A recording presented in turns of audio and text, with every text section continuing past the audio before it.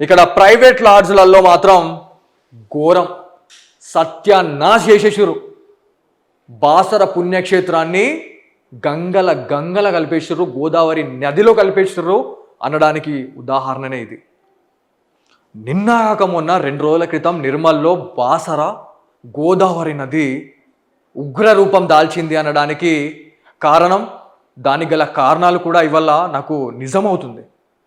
ఇట్లాంటి అపవిత్ర పనులు చేస్తున్నారు కాబట్టే గోదావరి మట్టం నుంచి దాదాపు ఆ మట్టం నుంచి అక్కడ సరస్వతి మాత ఆలయం కావచ్చు, దాంతోపాటు అక్కడ ఉన్నటువంటి పురాతన దేవాలయం శివాలయాన్ని ఆ గోదావరి నది ఆ నీటి మట్టం తాకిన తర్వాత ఆ వాటర్ అనేది ఇంచుమించు పెరుగుతూ అక్కడ వాల్మీకి మహర్షి ఒక ఆలయం ఉంటుంది.